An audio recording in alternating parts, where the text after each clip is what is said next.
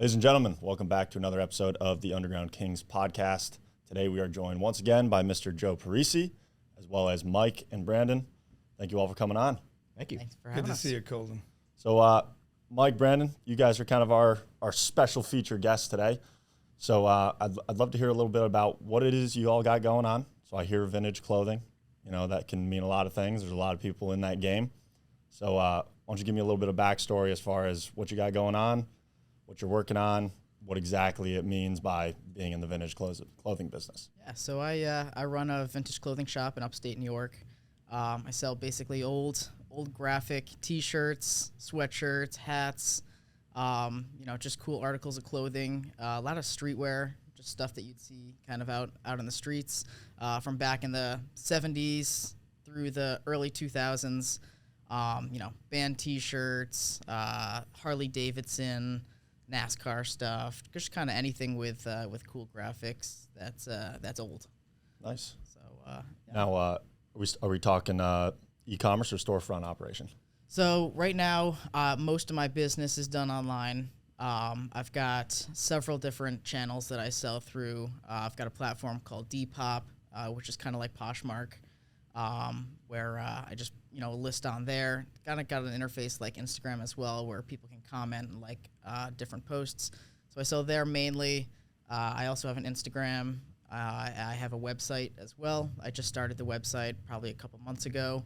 And that's mainly my main focus there, as well as a new platform that's kind of up and coming called Whatnot. I don't know if you're familiar with Whatnot. It's a live streaming platform that... It's like an auction, right? Yeah, it's basically auctions. You can pin an item, and you have live viewers. It's kind of like QVC, where there's people in the room that's watching you present your clothing on camera, and you can run an auction, and people in the room can bid. And I've been doing that pretty recently, and that's been kind of blowing up quite a bit. That's now my number one platform in terms of followers and stuff like that. But I also have some stuff in a store at our local mall that's on consignment. So I do have some stuff that's in person as well, but not technically my brick and mortar. Then also some events too. I do events as well. Yep. So we've got a couple of vintage events and sneaker events that go on in the Albany area that I've been partaking in, and those have been really, really cool, at least for networking. And I did one actually a month or two ago. That's called the Vintage Roundup, and that was a really, really great event in terms of meeting people that really are into vintage clothing and made a lot of new connections and moved a ton of inventory. So Fantastic. Now, is this a father-son duo, or how's the operation working as of right now? So I really try and give him, the autonomy to do whatever it is that he wants. So I'm not a partner in the business, but having been in business for so long myself and understanding, what's necessary, I try and give him as much guidance as I can and give him advice. We brainstorm over a lot of different ideas, but it's really about helping him to try and find success in business, and just sharing my expertise with him. But at the same time, there's also a passion for me watching businesses grow and thrive and succeed. I love the challenge of business and trying to solve for problems, and how do you overcome those challenges. So we're constantly talking about the things that he faces, and it's like, how do we get through that? How do you come up with some solution to to get over it, find that success, or in some ways, which is also fun, finding creative opportunities. Like, what can you come up with that's different from the rest of your your competitors or the people that you're in the market with? How can you differentiate yourself? And those are things that are really exciting for me. What is your background? So I've primarily been in technology my entire professional career. So I've worked for a number of different software companies, generally in sales and marketing.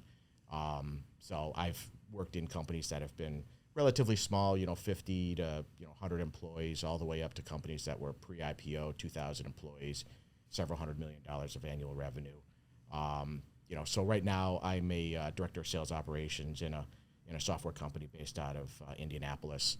I generally working with companies that are private, right? So they've got their various rounds of investment, and we're looking to grow business and find ways. So I work very closely with our marketing teams and our sales leadership and executive teams to grow the business. Fantastic.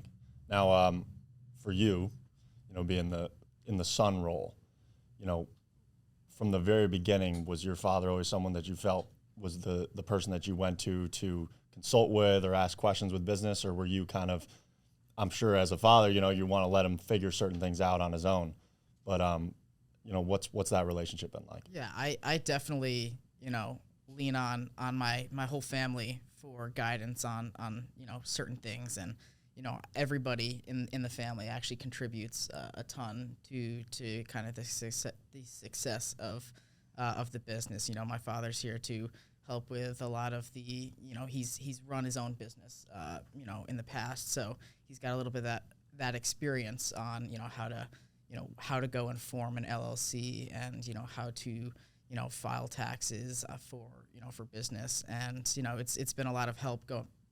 He's been a huge help with being able to go there and provide that. My parent, or my sister and my mother, are both helpful on the back end with inventory and being able to organize and help tag things, and help with events, and being able to help with customers. So everybody is a huge help in different areas of the business. Beautiful.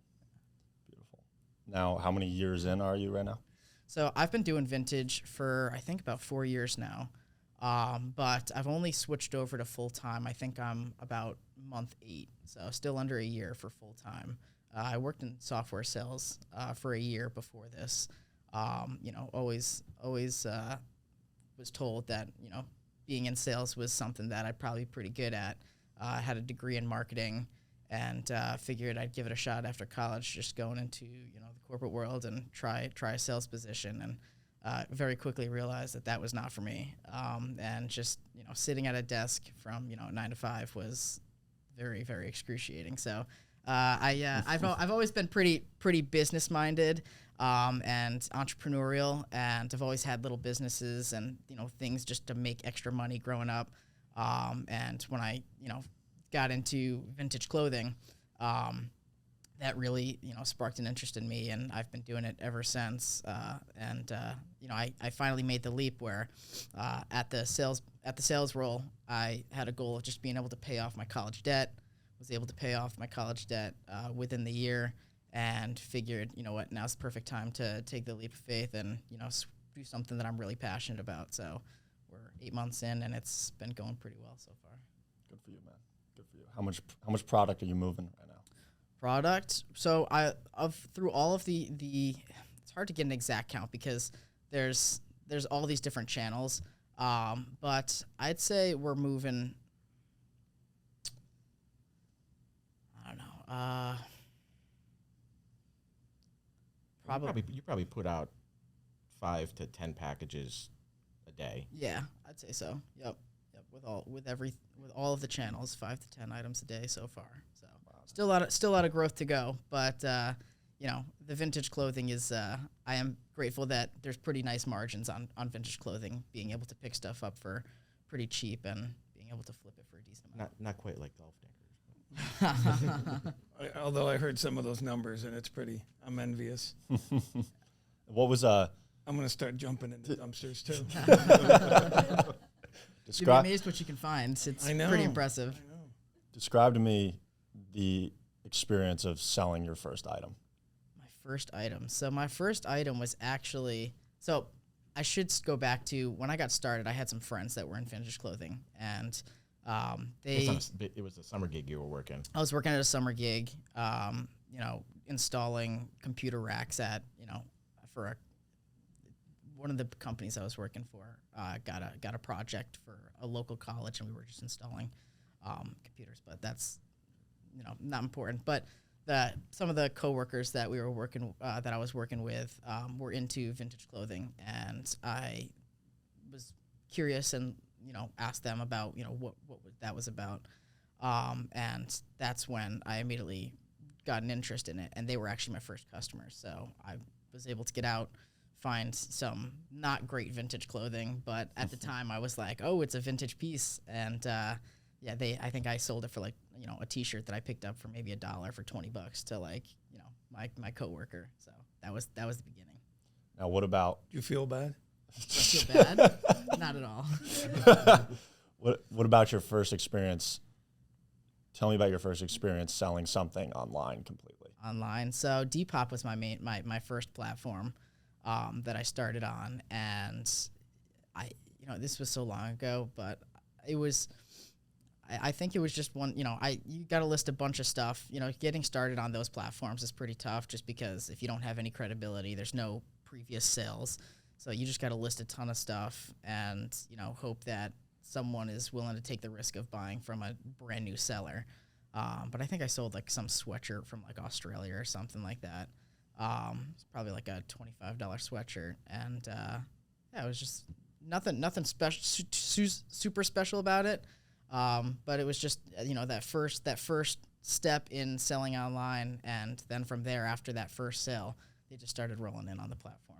I mean, I do think that's one of the things that I find fascinating is, when you're out looking for these pieces, sometimes you put in your own personal perspective. It's like I look at this thing and it's like, I don't know that anybody would want that, but sure enough, there's somebody that does, right? And you have a piece that's Frank's plumbing service, from some little American town, and it's like, who would buy that?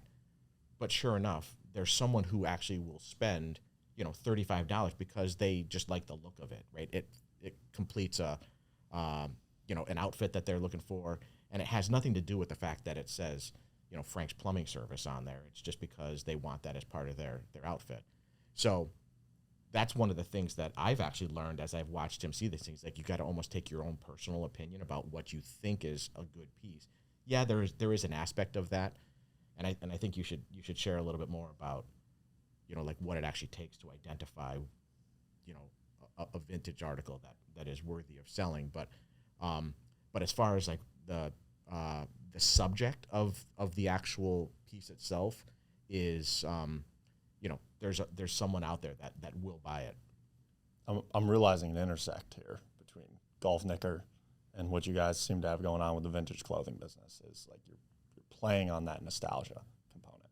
That's true. I remember the early days of talking to Brandon about when he was starting, and he's really good about reaching out when he's got questions or something like that. He'd be like, okay, this or that, and remember, we go back to what I always talk about. He had a passion that 9 out of 10 kids would be like, I'll put on the back burner. I'm never going to do this. I got no time, all that stuff.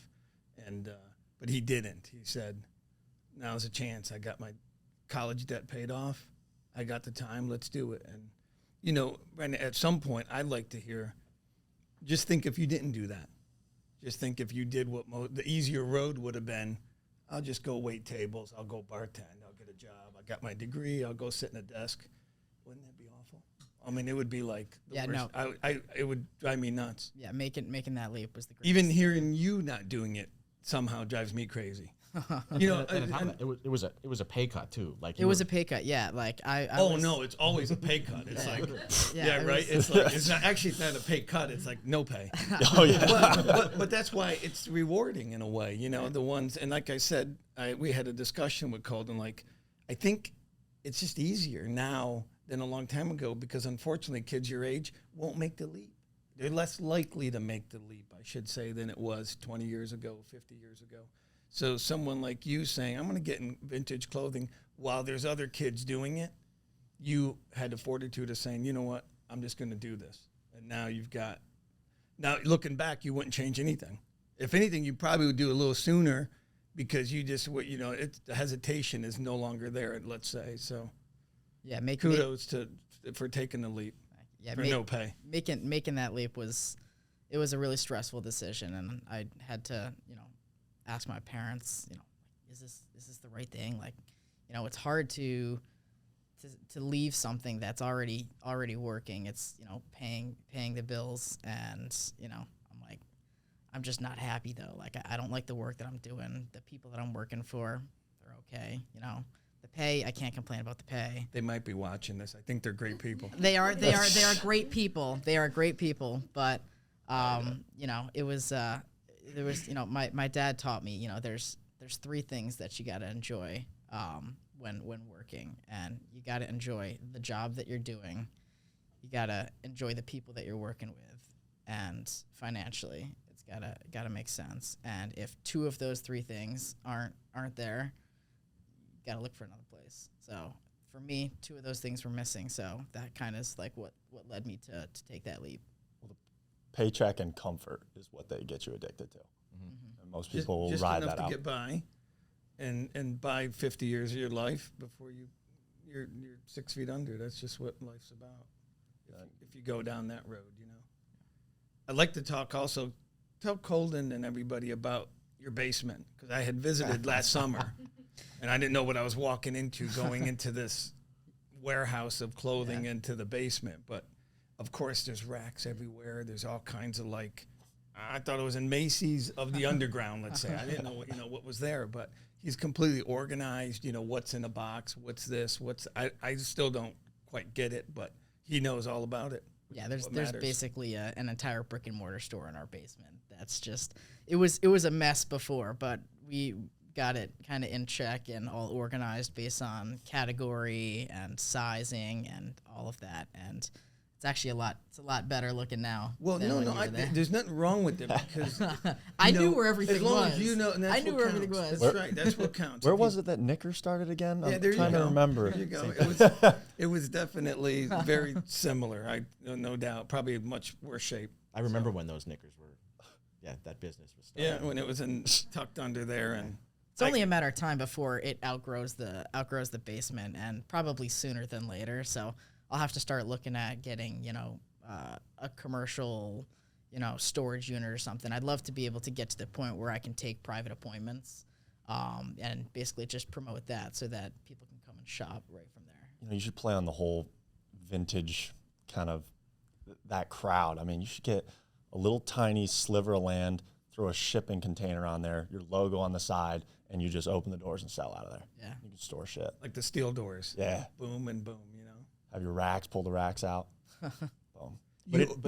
You overgrow the basement. Just do what we did in the early days of Knicker. Just take over a bedroom. You're not sleeping anyways, probably, right? It's like, the night goes by and 4 a.m, getting back to emails and all that stuff that happens in the early days. That's great. But it is kind of interesting when you're looking at, what's kind of transformed in our basement, which is, you start with your one rack, of, your inventory that you have at the time, and then you get more inventory, and before you know it, the system is only able to accommodate so much of your business, right? And then it just becomes chaotic, right? And that's the thing that I think, as you grow, and I think this is true for any business, and this is really at the heart of a lot of what I've done professionally, which is, you've got a process, right? You've got a workflow, you've got a routine, right? And as that business grows, it's like that routine or that workflow or whatever it is that you do can't sustain the business anymore. You've got to change it, right? And that's the thing that I think is kind of fun. And, as your inventory and such has grown downstairs, and, the rest of the family is trying to help, we're trying to find the pieces.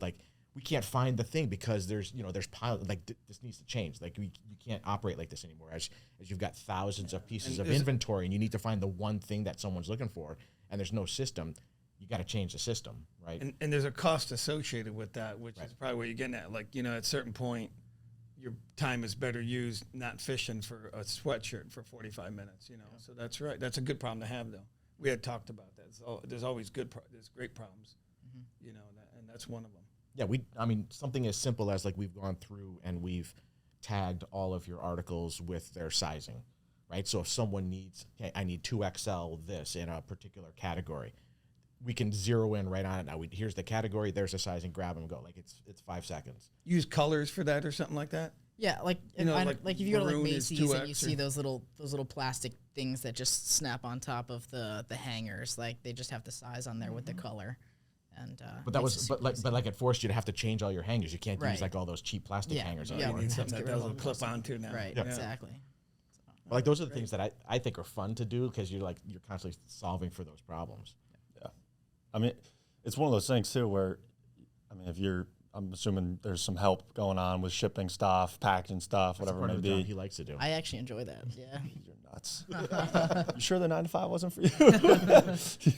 I mean, it's one of those things where, you find where you're most efficient and most effective for the business too, though, is, if the conversation is around, well, going out, like it's ROI productive for me to go out and find articles of clothing, but I hate people, I'm an introvert, and that's no fun to me. So then there you have the first position you hire for, or the first position that you look to outsource. Yeah, I'd say one of the toughest things is just the listing. Like super time consuming. It's definitely the grunt work of the job. So I that's definitely one of the things that stands out. Right, because in your line of business, every clothing item is it's unique. It's unique. So you can't just list one item and then put a quantity. Right. This is a one-off kind of thing. Exactly. Yep. That complicates things, I'm sure. Yeah, So because it's everything, another set of pictures and all everything that goes descriptions, into got to it. take measurements. Yep. Ooh, that's right. And it is a tough, and I think we actually talked about this the other day.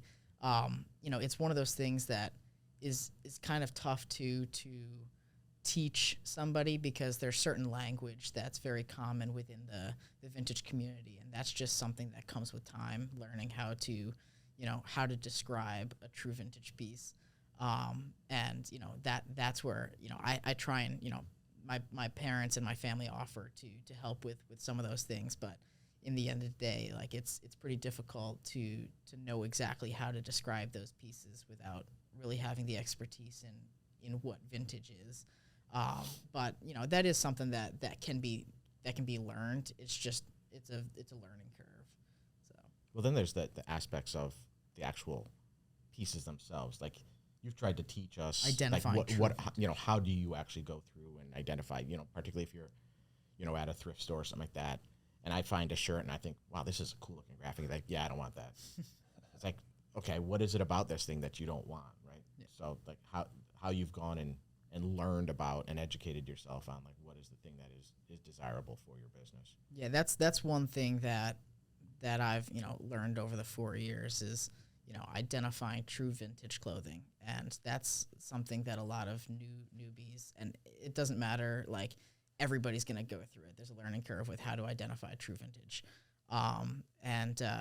with time you just learn the things to look out for to identify what is true vintage. Some of the things I'll just list off and do some quick descriptions, but with the stitching on a sleeve, a traditional t-shirt nowadays that's produced has what's called double stitching, which basically is just two lines of stitching that goes across for durability. But back in the day, pre 2000, they had what's called single stitch, which was just a single line. And that's a really good indicator that something might be vintage. But you also have... But you can't just take that. You can't just take that, because there's newer clothing that has single stitch nowadays. You can go to like what Old Navy or Aeropostale or something like that. Right, And they have single but it's stitch. not new. I think those are glued together probably. So, there's other things. And there's all these... 99-cent polo. It can't Well, not be only that, mixed but up. they're also mass producing, what looks like vintage clothing. Right. Yep. So, tags, another thing that's huge, being able to identify true vintage tags. A lot of the stuff back in the day was made in USA, where a lot of stuff now is made in China, Mexico. So, whenever you see a single stitch made in USA, there's a good chance that that's vintage. You want to look for the copyright of the graphic. Sometimes there's dates of, when that graphic was produced. So, if 2 or 3 of those things check out, then you've probably got yourself a true vintage piece. The other thing too that I think is interesting is like there's an aspect of a generational appeal to vintage clothing, right? There's a lot of people that are 20s and 30s that like vintage clothing as a fashion style. It's nostalgic. There's that, but then because of that, there's also been a lot of people that have kind of gotten into the game. Yeah. A lot of people that are seeking out these these valuable pieces. But then there's also a part of the business that, they're just effectively selling secondhand clothing, right? These pieces are, 2, 3, 4 years old or whatever, and they're selling it as vintage when in fact it really isn't. It's just used clothing. And sometimes, that may be fine for some people. They're okay with, spending a couple bucks on on that one piece that, again, may not be as much about the subject, but because of the way it looks. Kind of like this T-shirt. I think it was Yeah, $2. identical. Yeah. It's perfect. These are hard to come by. Black solid T-shirts. So I think, when, for yourself, where you've really educated yourself, and in many ways you're also trying to educate people, your customers, about why this thing is of a particular rarity, right? Why it's sought after, why it's actually valuable. Plus you also, and this is actually a cool part, the story that often comes with an article, right? If there's something unique about, hey, how this thing came to be, or why it's particularly special, that ultimately would command a higher price point that you would have. So, Brandon, I'd love to find out, do you have any, pieces that have, a storyline that you could fill us in on, anything super exciting that a guy like me would be like, wow, that's so cool? Yeah, definitely. I've got a lot of pieces that have got pretty incredible stories. And that's one thing that I always take pride in with the vintage pieces is a lot of the history behind the article. I've got one piece in particular that stands out to me with a story that actually turns out to be my most expensive sale. Was an anime T-shirt. I'm not sure if any of you guys are fans of anime. Chinese cartoon stuff. Yeah, Japanese cartoon. But it's called Ghost in the Shell. It's an older anime that has a lot of desirability in the vintage community. And I had come across an older Ghost in the Shell T-shirt at a garage sale, and I had some understanding of the anime and the desirability of that specific T-shirt, but at the time I was under the assumption that it was probably a $75 to $100 shirt at the garage sale. So, and I think I paid like $1 for it. But when I had taken it home and tried doing research, I always try and do research to find, what this piece is, like what's the story behind it. And I wasn't finding anything. I did Google image searches, reached out to people. I literally could not find a single thing on it. I knew it was a legit piece because it was, copyrighted by, the media company and everything. And the only one that I was able to find was one posted on Instagram by some collector. So, on multiple occasions, I've reached out to different Instagram accounts that have pieces to get the stories behind. And usually they're pretty good at getting back. And this guy was one of them who actually reached back out. And I'm like, hey, do you have any idea, what this piece is? What's the story behind it? How much, do you still have it? What it's worth? And the guy was like, yeah, this is a super rare, anime piece that, only 20 to 30 of these tees were made and produced that were distributed to the media companies as a form of marketing for the release of the show. And I'm like, wow, that's insane. The fact that there's only that many that exist, and it's as desirable of an anime as it is. And I'm like, how much is it worth? And he's like, he told me he knows how much he paid, but he didn't end up selling it. He ended up getting rid of it in a trade. He's like, I know I paid $400 for mine, several years ago. He's like, but I wouldn't sell it for any less than $600.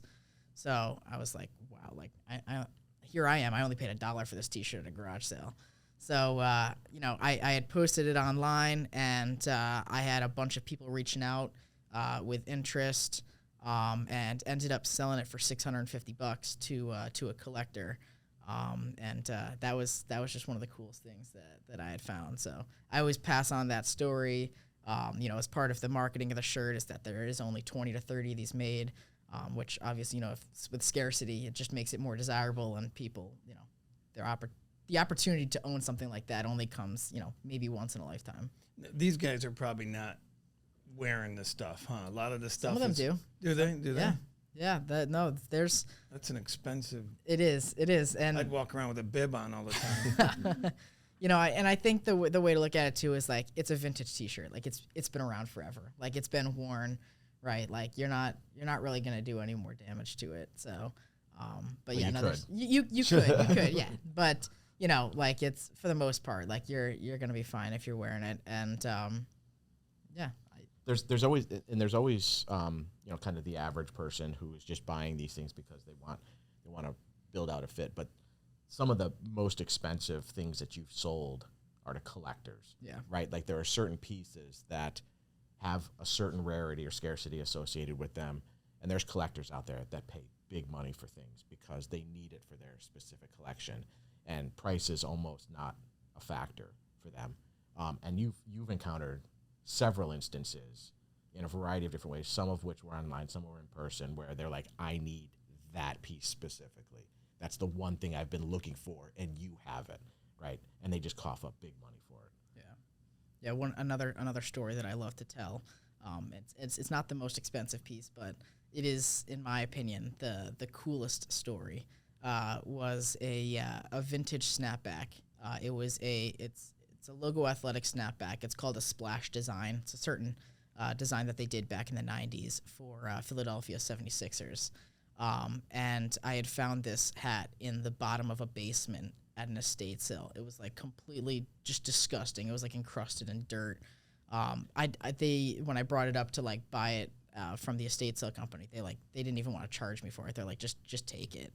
But I had known, I was familiar with the design. I wasn't sure how rare that specific team with that design was, but I knew that logo athletic splash snapbacks were desirable. And once again, I figured, this is probably like a $75 to $100 hat, $100.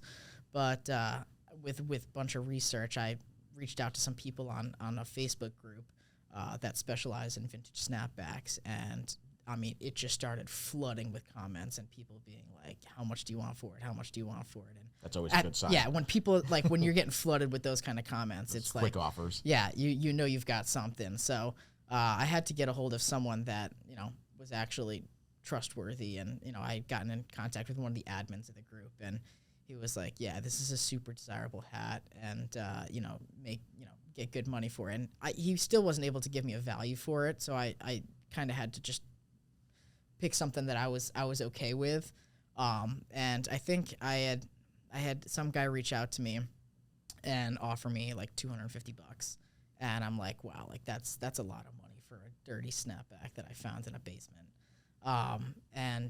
but I had been able to do a little bit more research, and someone was like, don't sell it for any less than $500. Like I saw one sell for $500 like a year or two ago.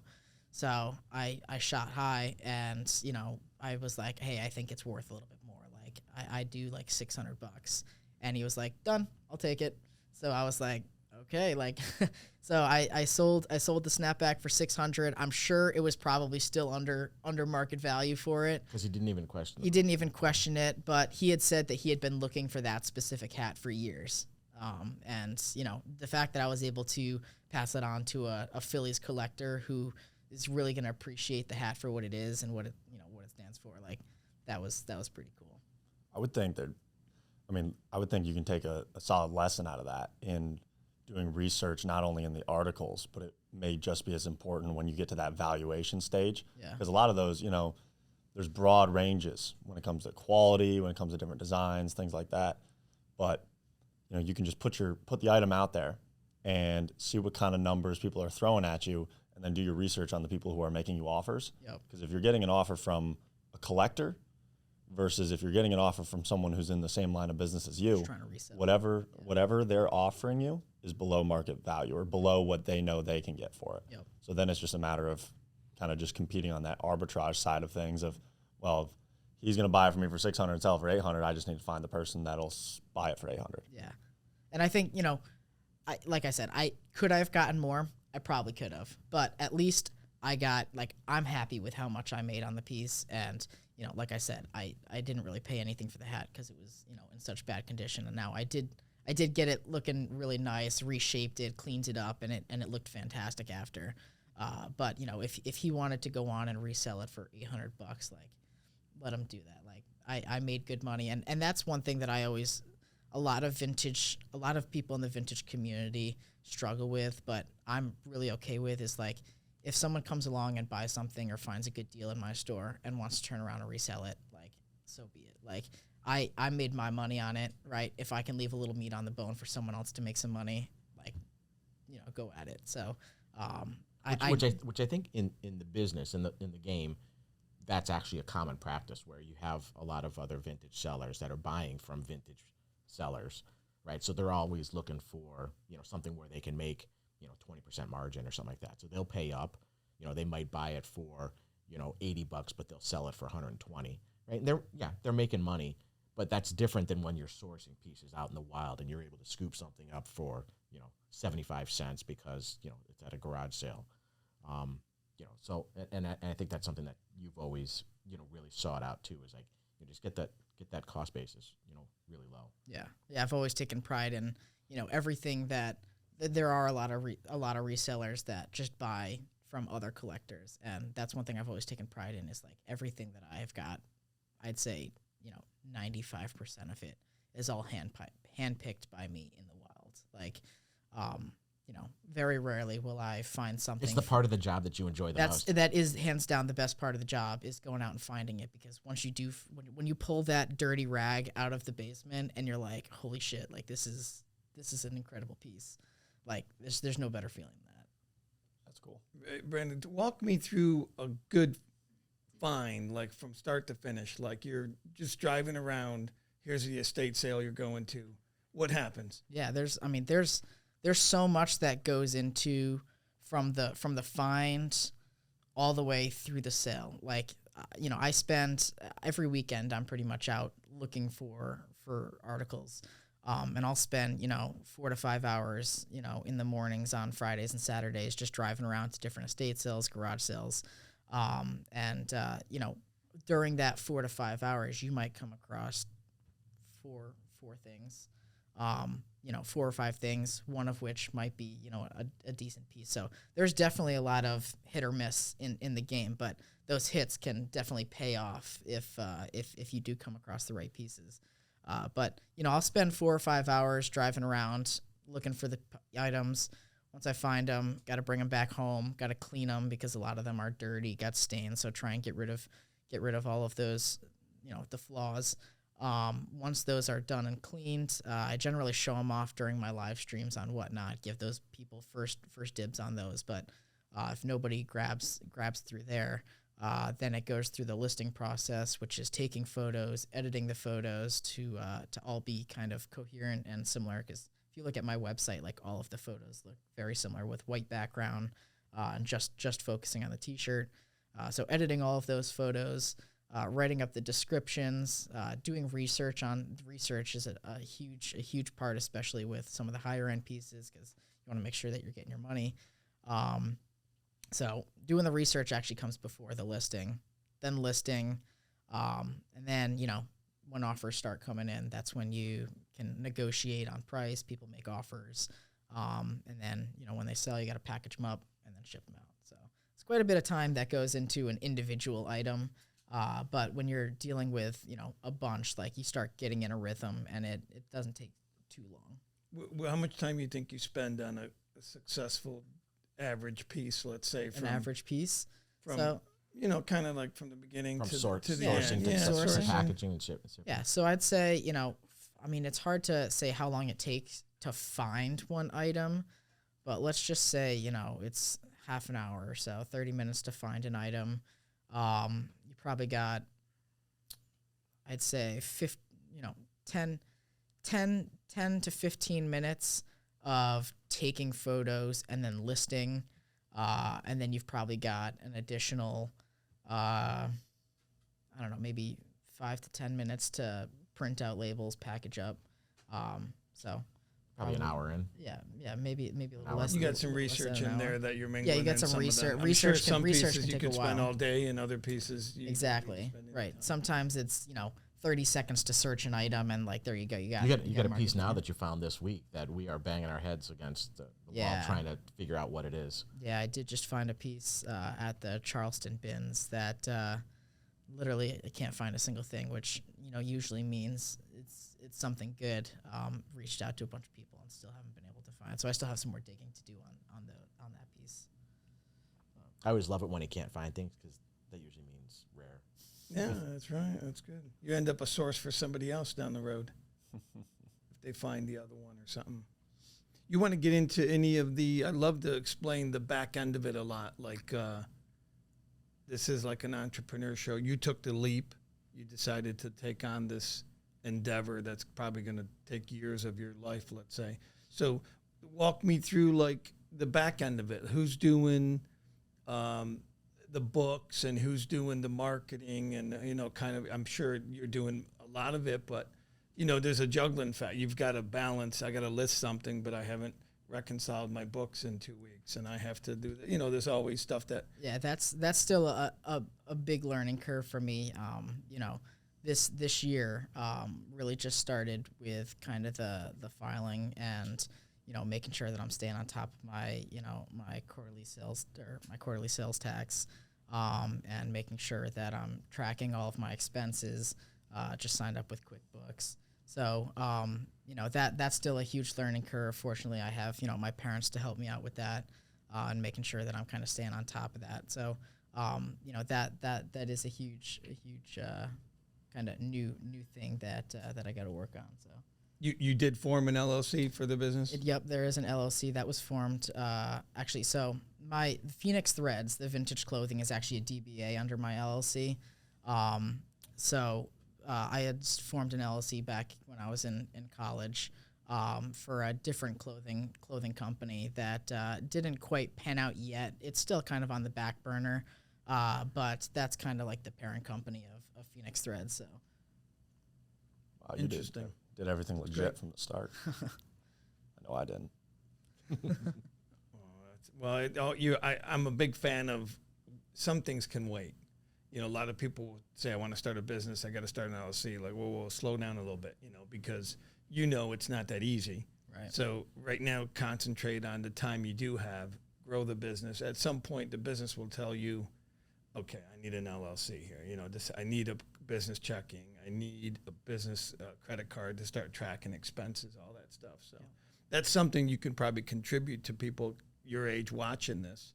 That's kind of why I want to pry it out from you, because you're hands-on doing this right now. Like, let's say you just did it months ago. So that's something that most kids your age, you know, they don't know where to go to get this information. Well, I think a lot of people, particularly in this type of business, that's how they start off. It's just a cash transaction business, right? Like you just get some stuff and you just kind of sell it, right? But that really is more just like a side hustle, a hobby or something, you know, exactly, compared as to a opposed business to an end actual of it. legitimized business. So that's good. I think too, it's like for me, I got so caught up in that shit. I mean, I didn't have anybody that, hey, Dad, how do you start an LLC? I don't know, figure it out. Yeah. So, you know, you're on YouTube and everybody's telling you to do different things and you're listening to legal information and hearing terminology you don't even understand. Completely foreign, even if you're trying to educate yourself. Yeah, and I feel like, you know, it sounds to me like you had the benefit of having someone that you could go to and get that kind of information from that not everybody has. And I would always tell someone that, you know, that doesn't have that is just focus on the doing, and like the other things will figure themselves out. Like you said, like you're going to get forced into, I guess I should have a business bank account because I've threaded $10,000 into my personal checking account through this business. Yeah, you know, and it's not that important right now. If you don't have sales, none of that matters. Right. You know, people get so caught up in like the LLC and stuff, but having an LLC for the sake of having it without nothing to run through it and have a business behind it, it just wasted some of your time in a way. So you did it with the right approach, let's say. Yeah. And I think doing business, right, and just, you know, continuing to do that without worrying that, like, you'll make the connections and you'll meet people that have, you know, the legitimate businesses and the, you know, the LLCs, and you'll be able to ask them like, hey, what did you like do? How did you exactly? Yeah, you build these relationships and these connections, and, you know, they can provide guidance and help. So definitely, you know, work on establishing those connections and talk to people that are, you know, fully in it. More often than not, as a young individual starting out, you know, it's not whether or not you're asking the right questions. It's just who are you asking those questions to, you know, and you're absolutely right. You know, you just got to kind of go out there and, you know, for you, the best way to learn about the industry and what people are selling items for, like what kind of thought process goes into researching items, finding them, so just start going to sales, like meet some other guy, like you notice some guy researching an item on eBay while he's shopping, and you just go up and start chopping it up, you know, start talking about like, oh, what do you look for in items? Like, what are you selling a lot of? Yeah, whenever I'm in new areas, I always look for vintage clothing shops that are in that area, And even, we were visiting Charleston and, made it, looked up online to see if there were any other shops. And, there were two. So I made sure to go out and, introduce myself, get to know them, ask them how business is, and it's just building those relationships and being able to network is huge. What would be some advice that you would have for somebody else that's trying to follow your route or trying to get into the vintage clothing business? Yeah, so I do get asked this question a lot, and I always say, if you're interested in getting into vintage, there's plenty of opportunity and plenty of room to join that community. I do say do research, right? Like learn about the community, learn how to identify true vintage, because there is a lot of people out there that are just selling secondhand clothing, stating that it's vintage. So if just go all out and do the research, look online, watch videos of people finding, and just learn how to identify is the main thing for getting into vintage clothing. Have you always been into vintage clothing yourself, personally? I wasn't. I always had an appreciation for it. You can't go wrong with a classic, AC/DC band T-shirt.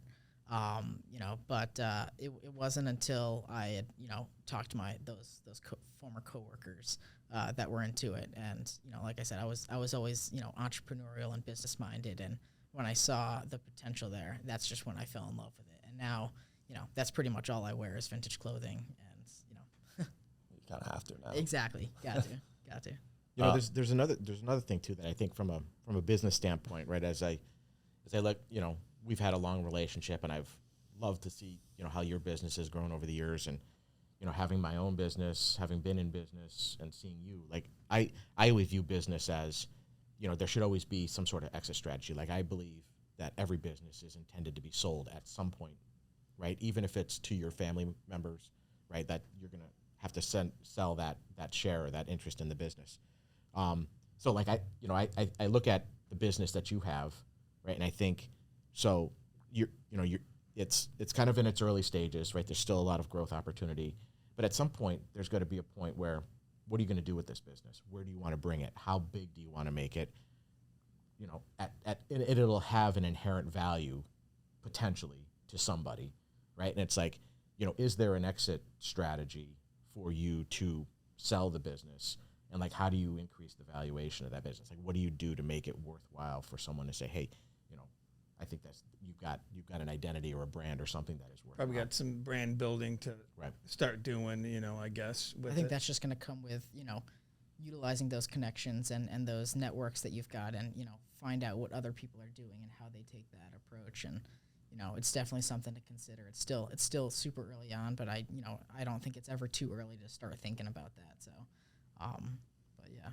So you're almost a year full time, let's say, right? Like, where do you see the next 6 months to 2 years? Like, when do you think you're going to be out of basement space? Yeah. So and when very more soon. importantly, when's employee number one like coming on board? What's their role? Do you think that they're going to start playing that for you? Yeah, I think now that things are starting to fall in place, and I'm learning what channels are working best for me, and what they're what certain channels are good for. And that there's a measure of predictable revenue that's coming in. Right. Getting started, it was you're waiting and you're like, am I gonna make a sale this week? And then next week it's a ton of sales, and it's like, well, what why is it fluctuating so much, and what's different? But now that I've got all these channels that I'm on, there's a bit more consistency. So I think just kind of refining and continuing to build up those individual sales channels is key. So really focusing on that and ramping that up.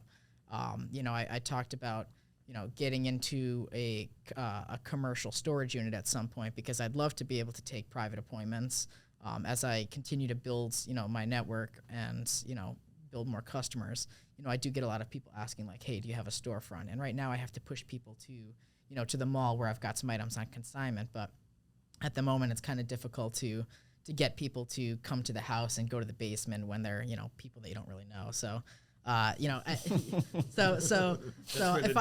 the dining room comes into exactly play. So if I can move into a spot that's a little bit more of a meeting spot, it's set up as like a mini store, but don't have, necessarily the rent of a traditional brick and mortar.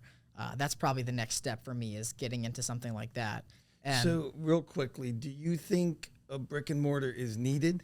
Because nowadays, like, why? yeah, I think, why go down that road? Maybe there's plenty of opportunity to expand on the web, on the virtual space, and the overhead's a lot less, and you can do it from, let's say, a much less expensive commercial warehouse or something that's just enough to inventory all the product, but you don't come in, you won't be affected by the high rents that retail typically take. Because with retail, you get what you pay for. Right. If you want exposure, you're going to have to pay a pretty good nut every month. And my first impression is like, maybe you don't even need it. Maybe you just expand the online presence, doing something unique your way. Maybe it's a direct channel where you funnel people to your website and really start making it interactive. Or, you could probably have fun with that and really keep your costs down, is what I'm getting at with that. Because I think with retail, with it, you're like probably the golf knicker space, it's a small niche. You're going to find one in every 100 people that are interested in vintage, whatever it is. So with that comes how best to spend your capital, let's say, Yeah. So, I think a brick and mortar isn't necessary.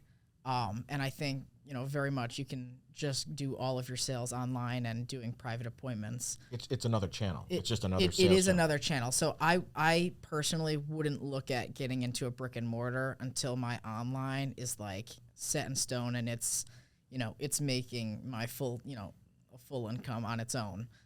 Because that would just be additional exposure. And I would love to have a brick and mortar at some point, in downtown Charleston on a little shopping street, I think would be great. But like you said, it's expensive overhead and, rent's not cheap. So I wouldn't make that decision until I've already got, the business making enough to support the brick and mortar. We're in Myrtle Beach here, and the first thing that comes to mind is I think Myrtle Beach gets 13, 14 million visitors a year. So just think of if you had a warehouse here, let's say, with a little bit of showroom in the front of it where your followers start spreading the news that, he's in Myrtle, odds are there's hundreds, maybe even a few thousand of those people visiting or having fun here. And just like you went to Charleston and you ended up doing some work and doing some digging, you probably would have some customers or potential customers coming to a Myrtle Beach or a Charleston and saying, you know what, I know Brandon's in Myrtle Beach. I should go see what he's got. Yeah. It's that type of thing you do. You're able to, I think, control cost by going into a manageable warehouse to retail space in an area that, you don't need to be on Fifth Avenue. Right. You just don't. You could if you wanted to probably, take a giant leap on retail, but I just don't think the customer, from what I know, you're not going to pull the mall crowd. Yeah. You're not going to get those guys. You're going to get somebody saying, I'm specifically looking for something that's older, something that's, and once they know you're around, you're operating your e-commerce space anyways in the background. The retail or the showroom is kind of like gravy. If they come in, they do. If they don't, they know where they can find you, let's say. Surprisingly, the vintage market is actually growing exponentially. Like I forgot what the exact statistic was, but like the secondhand clothing industry and vintage being a part of that is gonna like 5x in the next like 2 to 3 years. Like it's growing rapidly, and I forgot the exact number, so I don't want to quote it, but it's a significant amount. And where I've got consignment, like in our mall in upstate New York, like it is it does get a lot of foot traffic, and I'm quite surprised by how many just casual strollers are walking by and coming in and fascinated with the vintage clothing. And it's a lot more people than I expected. I was under the assumption that it's a bit more of a niche community, but I think you're seeing so many of these big name retailer stores, the Urban Outfitters and the all of these other clothing stores that are recreating these vintage inspired T-shirts, and people love them. But there's always going to be those people that want the original thing. So, I definitely think that market is continuing to grow, and I don't think it's really slowing down anytime soon. What and you had said it, like there's always going to be the people that want the original, but what percentage of them will pay up versus going to Old Navy and getting the thing that's in the window for $3.99? Yeah. And that's why I mean, like, my inkling is like control those costs. Is that you if you're going to retail, I know the expense will be a big nut. So for even people watching, like they're going to be like, your first thought is like, okay, I'm growing, twofold every year, but that can quickly eat up a lot of extra capital when you're paying, $7,000 for retail space, a month, let's say. And I think in your case, it is going to be a certain percentage. You might have 100 people out there, 80 like the T-shirt, but 1 or 2 are going to pay for the original. Yeah. Everybody else is just like, that's why Old Navy's got 2,000 stores in every mall in a way, because they're just blowing out $2.99 versions. It's interesting because, I do have, when you look at kind of the whole collection of vintage clothing, like there's a huge array in price range. And, with vintage clothing, like 90% of what moves is what, the bread and butter is what we call mids, which is like your $20 to $50 T-shirt. And like, that's what moves. Because, people are going to Macy's and dropping, $25-$30 on a T-shirt. And, if you can spend 20 to $30 with me, and get a high quality, authentic, true vintage piece, like, there just isn't a comparison in terms of quality, and, the history. Well, there's also a demographic of people that are particularly sensitive to, trying to take away from this fast fashion, right? Like the whole notion of, a lot of companies that, when we grew up, you're talking about like the Macy's or the Aeropostale or the Gaps or whatever, that there's such a high turnover of their products, and they're just kind of pumping it out nonstop. And I think there's an aspect of the population that is trying to resist that a little bit in the support of some of that. So there's a sustainability aspect of vintage clothing that people actually like, just because, there is that authentic aspect of it. There's a uniqueness to it. There's a lot of character. There's always a story behind the piece.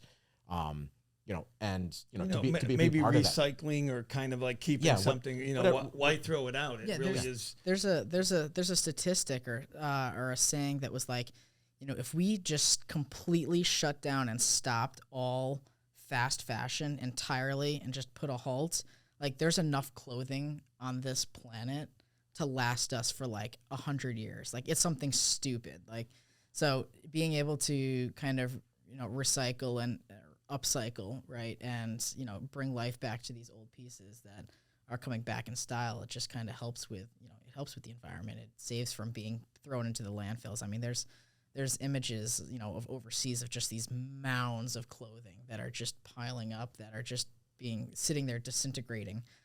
Which you would love to probably just go. Yeah, through. there's probably so much great stuff in there, but but yeah, no, it's definitely great for the environment as well, just be able to reuse and not throw it out. Yeah.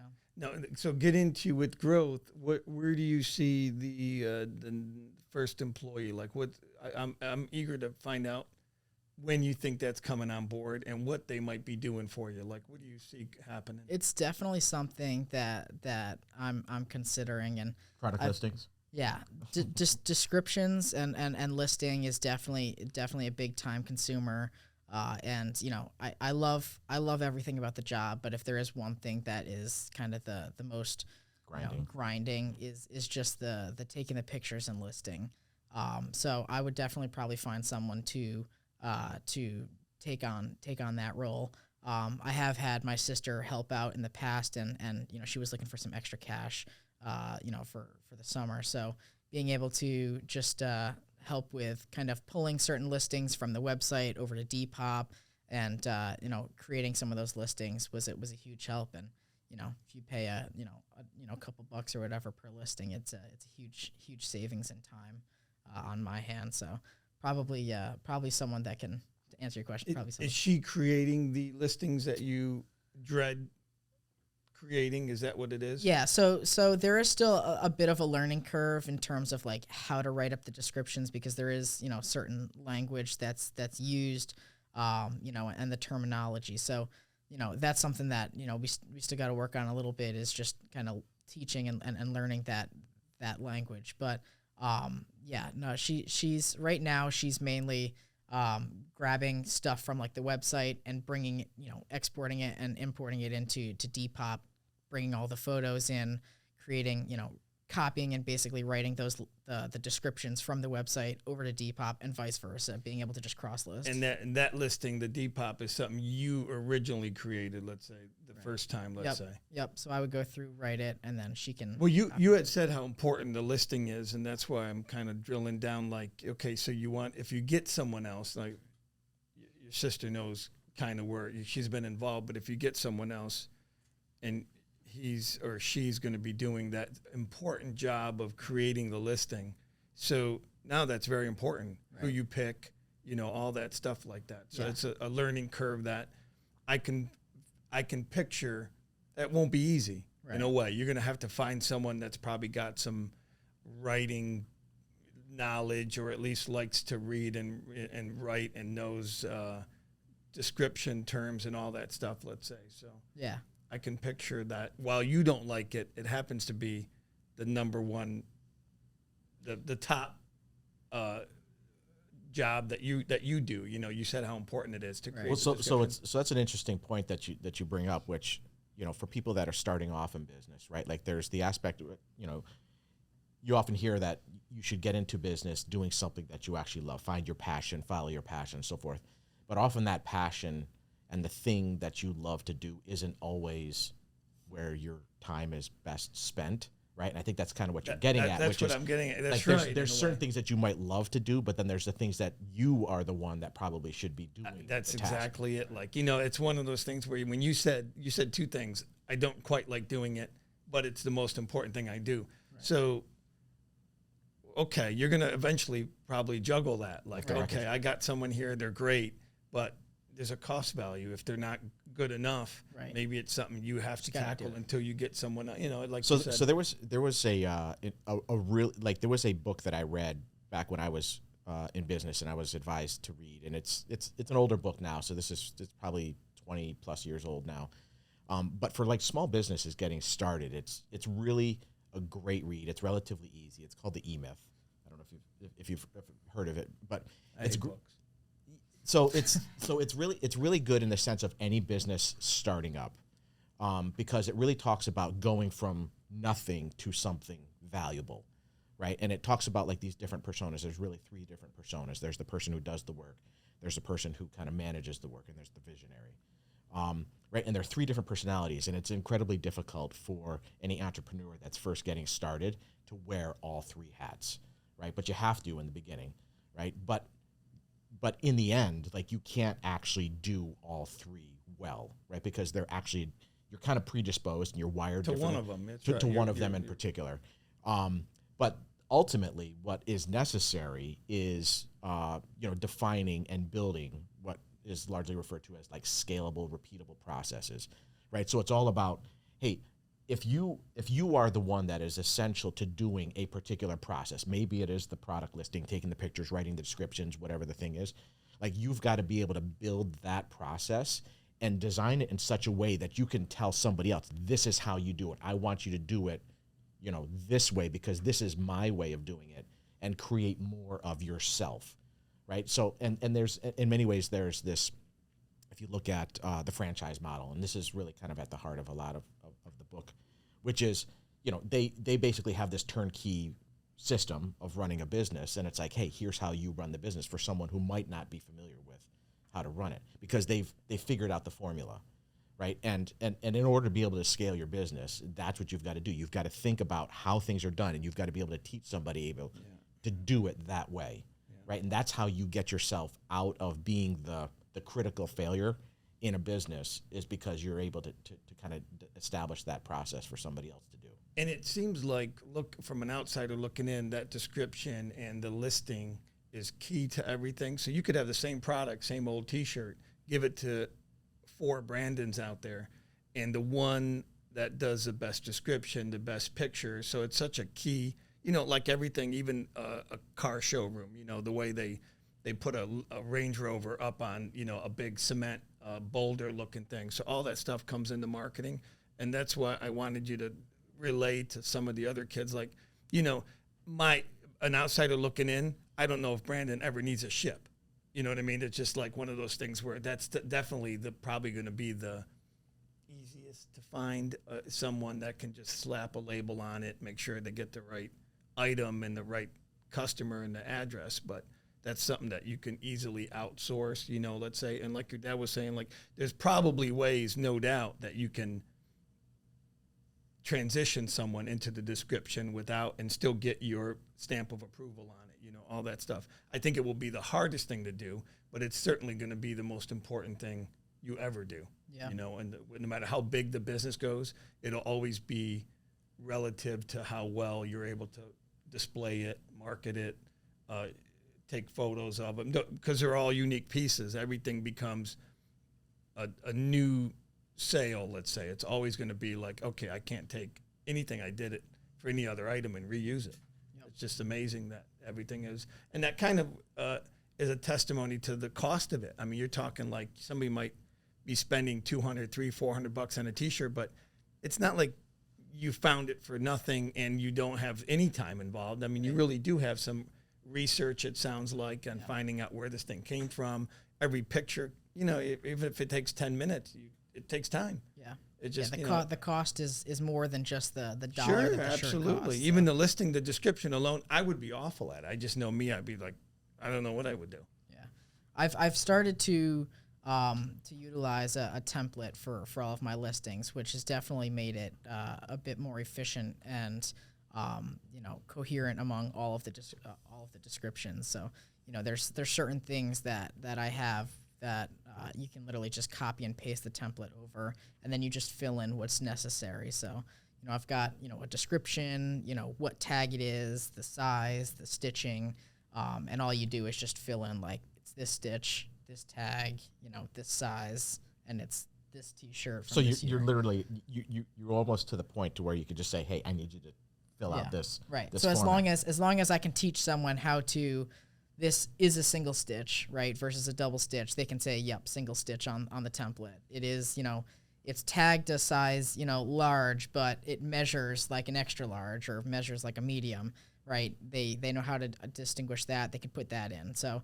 it's really just coming down to, okay, I see this is, 1998 Denver Broncos T-shirt. I'll just put in 1998 Denver Broncos T-shirt. If there's a certain player, you put the player name in. So, it's definitely becoming a bit more efficient. It sounds like, you're thinking that way. You're thinking ahead, let's say, on how to create it so you save time, number one, and number two, you could always bring someone on to relieve. Well, then there's the other aspect too, which is first, like, you're not the only person that knows how to write that up, and while you might have somebody that you have to train, there are also people out there who also have that skill, right? And they might be better. Then there's no doubt. That's one thing so it's all about finding talent, right? Like, that's always the biggest challenge for any business, is finding good people to actually work your business. That's why, when going back to what you were saying about, like, the standard operating procedures, is don't create standard operating procedures.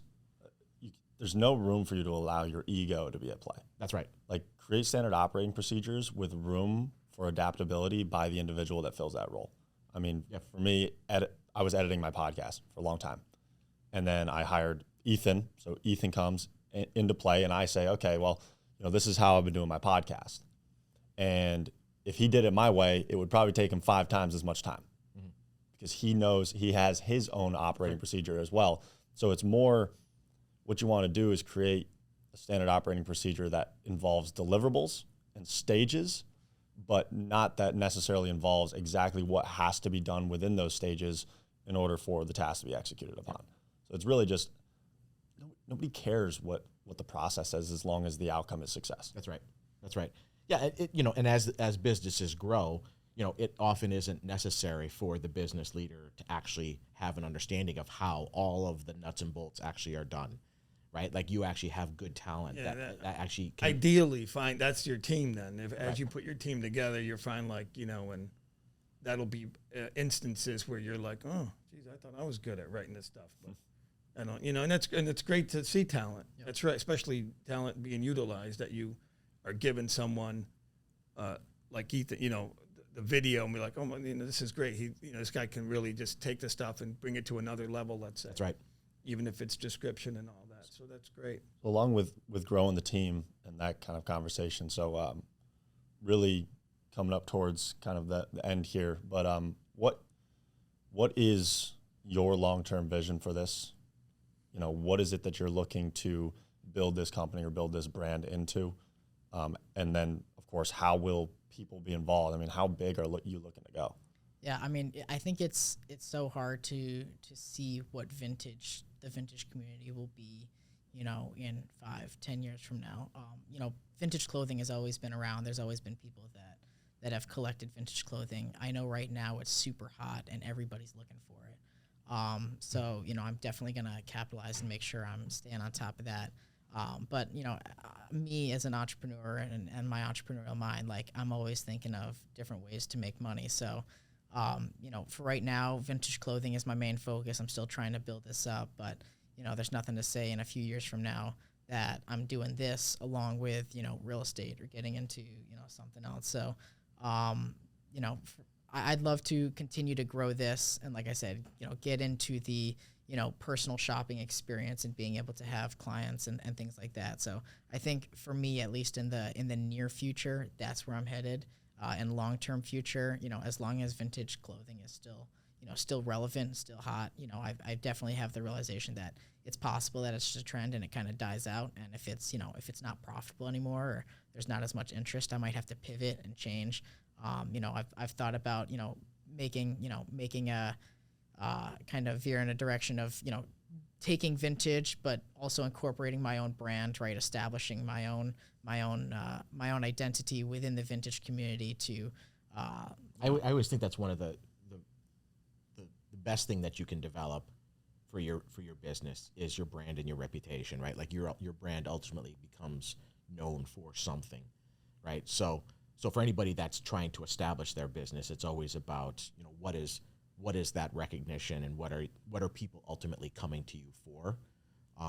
So yeah, there's a lot of people that are out there that are selling vintage clothing, secondhand clothing, whatever.